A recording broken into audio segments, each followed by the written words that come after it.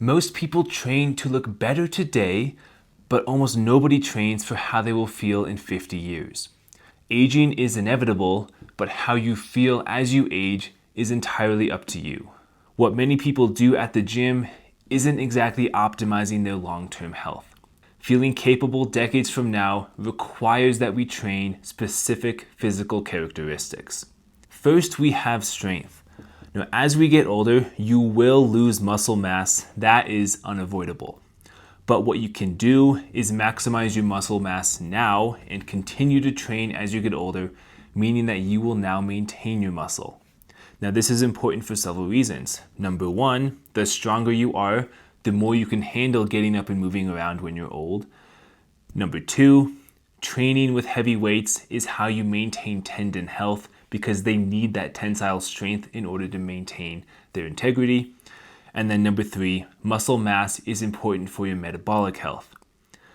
The more muscle you have, the better able you are to handle things like blood sugar. So now that you have muscle mass, you are much less likely to become diabetic and suffer from all of the complications with that. Something that we lose even faster than muscle mass as we age is our muscular power. Now, this is specifically important as you get old because it's that muscular power that allows you to move quickly and catch yourself so you don't end up face down on the ground. Without this power, people find themselves at risk of falls all the time. So training power with things like plyometrics, sprinting, that has to be part of your routine if you want to maximize your function later on in life. Going along with that, with the topic of being a fall risk, we need to get into the habit of training our stability and our balance. Because as we get older, everybody will eventually become a fall risk. Your strength and your power are what's going to keep you off the ground because you can take that quick, powerful step and catch yourself. And then your stability is what's going to keep you from tipping in the first place if you don't have that power to save yourself afterwards. Now, when we're training our balance, people tend to stand in one place and then close their eyes. But in reality, when people are falling, it's not in a static position, it's with some sort of dynamic movement, which is why I think it's important to train your stability in a dynamic movement. So this could be something like a plyometric, it could be a single leg Romanian deadlift, it could be single leg squat, something that incorporates stabilization as you move through normal life. That is what is going to help you stay upright when you're older, doing the things that you continue to love to do. Something that we have demonized in the fitness world is impact on our joints and our body. But what this fails to recognize is that impact means that you are now maintaining your bone and connective tissue health. For some reason, people believe that high impact activities are detrimental to your joint health. Now, in reality, what high impact activities do is they load your bones, meaning that you are less likely to have osteoporosis and weak bones as you get older.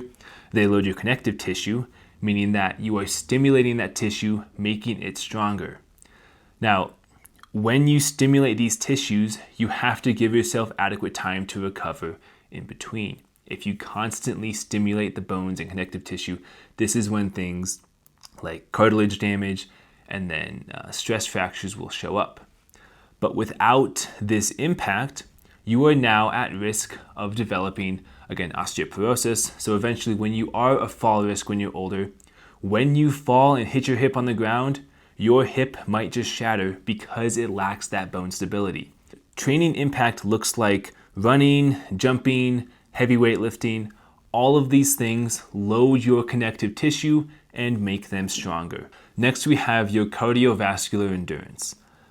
At the end of the day, regardless of how strong you are, if you lack any sort of endurance, you won't be able to do much at all. People like to forget that your heart is a muscle. Now, unlike the other muscles that we train for aesthetics, if you don't train your heart, you'll simply just die one day. Whereas if you don't train your bicep, it doesn't really matter all that much. Without this cardiovascular fitness, you will be severely limited with what you can and can't handle one day. A way I like to think about this is that your physical function is a bank account And then as you age, you are constantly withdrawing from that account. Once this account gets to zero, that is when problems start to occur. Now, we can't change the withdrawals, that happens naturally.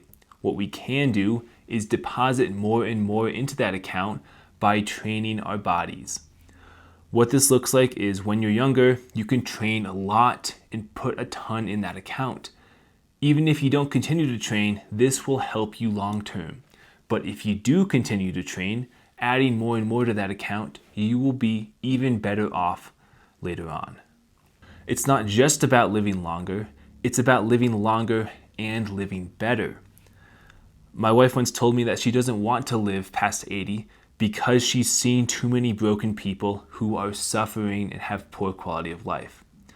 Now, this is when she worked as a nurse on the orthopedic floor. So everybody she sees is in poor health. But this doesn't take into account the people who continue to train their bodies. They are disciplined, they are physically fit. They have a much better quality of life.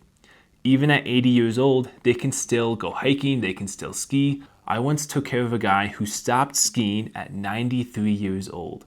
Now, he never would have made it there if he didn't continue to keep his body physically fit over the years. So it's not just about your performance now, it's about your quality of life later on.